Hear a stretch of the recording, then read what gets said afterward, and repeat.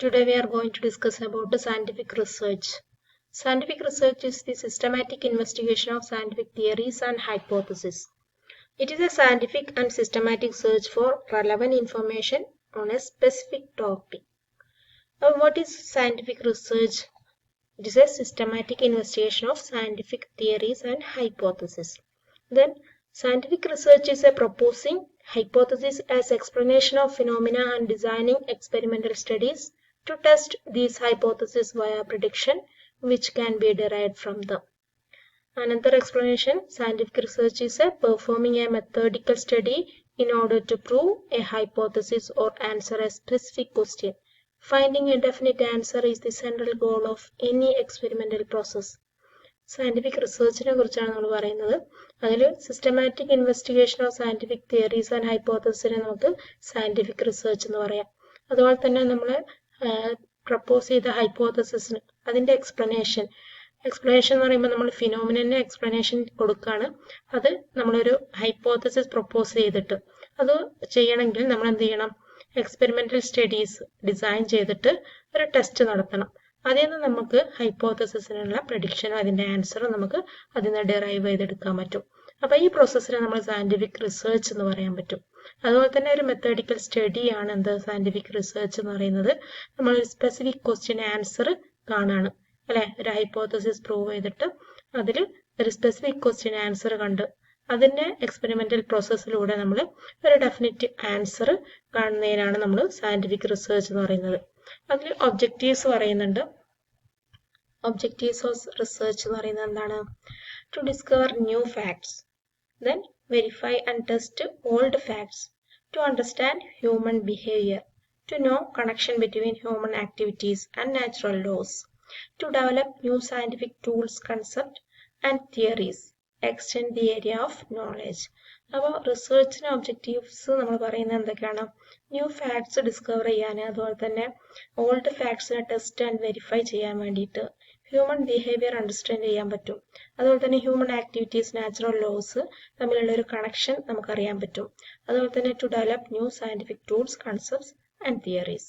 Okay, ഇതാണ് objective of scientific research എന്ന് പറയുന്നത്. നമ്മൾ ഒബ്ജക്റ്റീവ് ഓഫ് കെമിക്കൽ റിസർച്ച് എന്ന് പറയുമ്പം നമുക്ക് കെമിക്കൽ റിസർച്ച് രണ്ടായിട്ട് ക്ലാസിഫൈ ചെയ്യാൻ പറ്റും: basic research and applied research.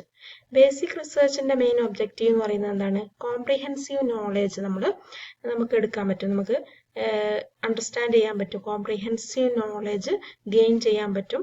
അപ്പോൾ നമുക്ക് അതിനെ എങ്ങനെയാണ് ഡിസ്ക്രൈബ് ചെയ്തിട്ട് പറയാം? Gathering knowledge for knowledge sake. അതിനെ നമുക്ക് ബേസിക് റിസർച്ച് എന്ന് പറയാൻ പറ്റും. അതുപോലെ തന്നെ അപ്ലൈഡ് റിസർച്ച് ഉണ്ട്. അപ്ലൈഡ് റിസർച്ച് എന്ന് പറഞ്ഞാൽ gain knowledge as to means which specific recognised needs may be met in fields related to chemistry. അപ്പോൾ കെമിസ്ട്രിയിലുള്ള ഒരു സ്പെസിഫിക് നീഡ്സ് അല്ലെങ്കിൽ റെക്കഗ്നൈസ്ഡ് നീഡ്സിന് അതിൻ്റെ നോളജ് ഗെയിൻ ചെയ്യാൻ വേണ്ടിയിട്ട് നമ്മൾ അപ്ലൈഡ് റിസർച്ച് എൻ്റെ മെയിൻ ഒബ്ജക്റ്റീവായിട്ട് നമ്മൾ പറയുന്നത്. അപ്പോൾ അതിൽ നമുക്ക് ഒരു ഇൻഡസ്ട്രിയിൽ, ടെക്നോളജിയിൽ, മെഡിസിൻസിൽ ഒക്കെ ഒരു സ്പെസിഫിക് ആയിട്ടുള്ള ഒരു നോളജ് ഗെയിൻ ചെയ്യാനാണ് വേണ്ടിയിട്ടാണ് നമ്മൾ അപ്ലൈഡ് റിസർച്ച് ഉപയോഗിക്കുന്നത്. ഇനി സ്റ്റെപ്സ് എന്തൊക്കെയാണ്? സ്റ്റെപ്സ് ബേസിക് സയന്റിഫിക് റിസർച്ചിന്റെ സ്റ്റെപ്സുകളാണ് പറയുന്നത്. സാധാരണയായിട്ട് 7 സ്റ്റെപ്സുകളാണ് നമ്മൾ കൊടുക്കുന്നത്. Research question or problem, background observation, formulate hypothesis, design experiment, test hypothesis, correct data, interpret analyse results and publish findings. അപ്പോൾ നമ്മൾ എന്താണ് റിസർച്ച് ക്വസ്റ്റ്യൻ, എന്താണ് പ്രോബ്ലം ആദ്യം ഐഡന്റിഫൈ ചെയ്യണം അല്ലെ. നമ്മളെ പ്രോബ്ലം എന്തിലാണ് നമുക്ക് ഇൻട്രസ്റ്റ് ഉള്ളത്, അത് പ്രോബ്ലം നമ്മൾ സെലക്ട് ചെയ്യാം.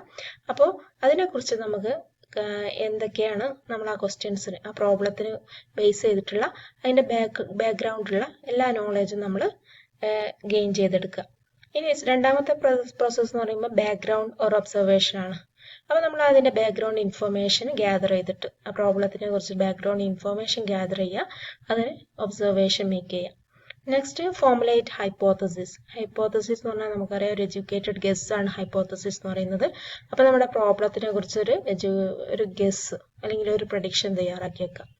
Then it shall be possible to measure or test it. It should help answer the original question. അങ്ങനെയാണ് ഫോർമുലേറ്റ് ഹൈപ്പോത്തസിസ് നമ്മൾ തയ്യാറാക്കി വെക്കേണ്ടത്. Then design experiment, fourth one ആണ്. അപ്പോൾ അതിൽ how will you test your hypothesis, എങ്ങനെയാണ് നമ്മൾ ഹൈപ്പോത്തസിസിലേക്ക് എത്തുക, ഹൈപ്പോത്തസിസ് ടെസ്റ്റ് ചെയ്യുക, അതാണ് നമ്മൾ എക്സ്പെരിമെന്റിൽ ഡിസൈൻ ചെയ്യേണ്ടത്. What test will answer your question, എന്തൊക്കെ ടെസ്റ്റ് ചെയ്താലാണ് നമുക്ക് ആ ക്വസ്റ്റ്യൻ ആൻസർ കിട്ടുക, അതാണ് ഡിസൈൻ എക്സ്പെരിമെന്റ് എന്ന് പറയുന്നത്. അതുപോലെ തന്നെ ടെസ്റ്റ് ഹൈപ്പോത്തസിസ് അല്ലെങ്കിൽ collect data. Test your hypothesis by executing your experiment, collect data from them. അപ്പോൾ നമ്മൾ എക്സ്പെരിമെന്റ് എക്സിക്യൂട്ട് ചെയ്തതിന് ശേഷം നമുക്ക് ഡാറ്റ കളക്ട് ചെയ്യാൻ പറ്റും. അതാണ് ഫിഫ്ത്ത് സ്റ്റെപ്പ് എന്ന് പറയുന്നത്. ഇനി സിക്സ്ത് സ്റ്റെപ്പ് എന്ന് പറയുമ്പോൾ interpret and analyse result. What do your result tell you, എന്താണ് നമ്മളെ റിസൾട്ട്സ് നമ്മളോട് പറയുന്നത്. അതുപോലെ തന്നെ do they prove or disprove the hypothesis, hypothesis prove ചെയ്യുകയാണോ അല്ലെങ്കിൽ ഡിസ്പ്രൂവ് ചെയ്യുകയാണോ ചെയ്തത്, അത് ഓക്കെ അല്ലെങ്കിൽ റോങ് ആയിരിക്കാം. ചിലപ്പോൾ ഹൈപ്പോത്തസിസ് റോങ് ആണെങ്കിൽ നമ്മൾ വീണ്ടും ആ സ്റ്റെപ്പുകൾ ഓരോന്നായിട്ട് വീണ്ടും ചെയ്തുകൊണ്ടിരിക്കണം. അപ്പോൾ നമ്മൾ സയന്റിഫിക് റിസർച്ച് കംപ്ലീറ്റ് ആവുള്ളൂ. ഇനി നമ്മൾ publish at findings, write papers for conferences and journals, write thesis. അപ്പോൾ നമ്മൾ പേപ്പർ എങ്ങനെയാണ് നമ്മൾ കണ്ടെത്തിയത് അത് നമ്മൾ പേപ്പറിൽ പബ്ലിഷ് ചെയ്യണം. അപ്പോൾ നമ്മൾ കോൺഫറൻസസ് അല്ലെങ്കിൽ ജേർണൽസിലൊക്കെ നമ്മൾ പബ്ലിഷ് ചെയ്യാൻ വേണ്ടിയിട്ട് കൊടുക്കുക, അല്ലെങ്കിൽ റൈറ്റ് തീസിസ് എഴുതിയിട്ട് കൊടുക്കുക. അപ്പോൾ എങ്ങനെയാണ് നമ്മൾ പബ്ലിഷ് ചെയ്യേണ്ടത്. അപ്പോൾ ഇങ്ങനെ 7 സ്റ്റെപ്പായിട്ടാണ് നമ്മൾ സയന്റിഫിക് റിസർച്ച് നമ്മൾ ചെയ്യുന്നത്. ഓക്കെ, ഇനി നമ്മൾ പറയുന്നത് ഇതിന്റെ ഓരോ സ്റ്റെപ്പ്. നമ്മൾ ആദ്യം എന്താണ് ഡിഫൈനിങ് എ ക്വസ്റ്റ്യൻ അല്ലെ, ഡിഫൈനിങ് ദ റിസർച്ച് പ്രോബ്ലം ആണ്.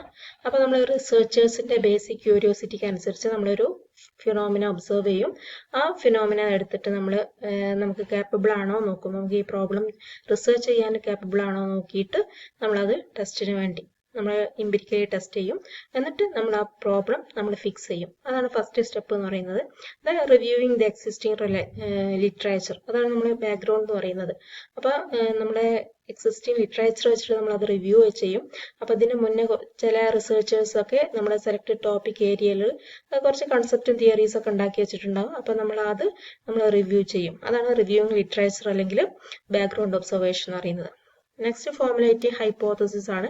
ഹൈപ്പോത്തസിസ് ഫോർമുലേറ്റ് ചെയ്യും.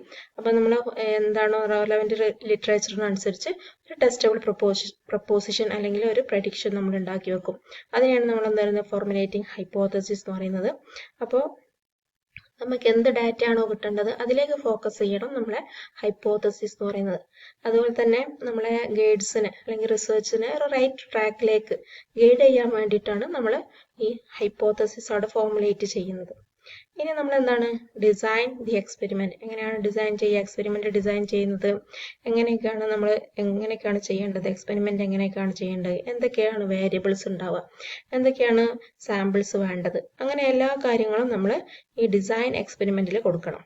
അപ്പോൾ നമ്മൾ ഡിസൈൻ എക്സ്പെരിമെന്റ് എന്ന് പറയുമ്പോൾ നമ്മൾ പ്ലാൻ ചെയ്യാണ് എങ്ങനെയാണ് എക്സ്പെരിമെന്റ് ചെയ്തിട്ട് നമുക്ക് ഡാറ്റ കളക്ട് ചെയ്യേണ്ടത് എങ്ങനെയാണെന്ന് നമ്മൾ ഇതിൽ നിന്ന് മനസ്സിലാക്കാൻ പറ്റും. അപ്പോൾ അതിൽ എന്തൊക്കെയാണ് നമുക്ക് വാട്ട് ഡാറ്റ ആർ റിക്വയർഡ്, അതുപോലെ what methods are going to be used to collect analyse these data, what are the methods of data collection, what kind of results are aimed, how all of these are going to provide the answer to the research question.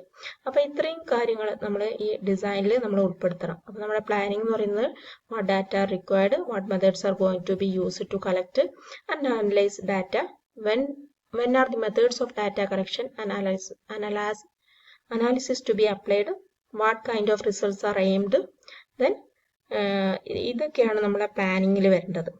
Next നമ്മൾ data collection ആണ്. Data കളക്ഷനിൽ നമ്മൾ എന്ത് ചെയ്യണം, നമ്മൾ relevant data നമ്മൾ subsequent analysis ചെയ്തിട്ട് നമ്മൾ relevant data നമ്മൾ കളക്ട് ചെയ്യാം, അതൊരു കൺക്ലൂഷനിലേക്ക് എത്താം.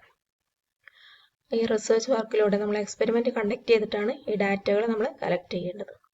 ഈ ഡാറ്റ അനാലിസിസ് എന്ന് പറയുമ്പോൾ എന്താണ്, നമ്മൾ after collecting data researcher process and analyses the data which can be regard as fruits of the researchers hard work. അപ്പോൾ ഹാർഡ് വർക്കിനനുസരിച്ച് നമുക്ക് ആ ഡാറ്റ അനലൈസ് ചെയ്യാൻ പറ്റും. നമ്മുടെ പ്രോസസ്സിന് ഓരോ ഡാറ്റകളും നമുക്ക് കളക്ട് ചെയ്ത് നമ്മൾ ഗെയിൻ ചെയ്തെടുത്തതാണ്, അത് നമ്മൾ അനാലിസ് ചെയ്യണം. നമ്മളെ ഹൈപ്പോത്തസിസിന് കൺസേൺ ആണോ അല്ലേന്ന് നമ്മൾ അതിൽ നിന്ന് മനസ്സിലാക്കാൻ പറ്റും. ഇനി നമ്മൾ അതിൻ്റെ ഇന്റർപ്രിട്ടേഷൻ ആണ് നടത്തേണ്ടത്. അപ്പോൾ കളക്ടിങ് ഡാറ്റ കളക്ട് ചെയ്തു, ദെൻ അനലൈസ് ചെയ്തു, ദെൻ നമ്മൾ ഇന്റർപ്രിട്ടേഷൻ ആണ്. ഇന്റർപ്രിട്ടേഷനും റിസൾട്ടിങ്ങും നമ്മൾ നടത്തുന്നത്, റിപ്പോർട്ടിങ്ങും നമ്മൾ നടത്തുന്നത് ആ സമയത്താണ്. അപ്പോൾ നമ്മൾ റിപ്പോർട്ടിൽ പബ്ലിഷിംഗ് ആൻഡ് ഫൈൻഡിങ്സ്. അപ്പോൾ നെക്സ്റ്റ് നമ്മൾ പബ്ലിഷിംഗ് ആൻഡ് ഫൈൻഡിങ്സ് എന്ന് പറയുമ്പോൾ നമ്മൾ കോൺഫറൻസസിലോ അല്ലെങ്കിൽ പിയർ ഗ്രൂപ്പിൻ്റെ പ്രസൻറ്റിൽ നമ്മളൊരു സെമിനാർ അറ്റൻഡ് ചെയ്തിട്ടോ അല്ലെങ്കിൽ ജേർണൽസിലോ അതിലേക്ക് നമ്മൾ പബ്ലിഷ് ചെയ്യണം. പബ്ലിഷ് ചെയ്യുന്നതിന് മുന്നേ നമ്മൾ തീസീസായിട്ട് അത് പേപ്പറായിട്ട് എഴുതി വെക്കുകയും വേണം. ഇതാണ് സയൻറ്റിഫിക് റിസർച്ച് സ്റ്റെപ്പ് നമ്മൾ എക്സ്പ്ലെയിൻ ചെയ്ത് എടുത്തത്. ഓക്കെ.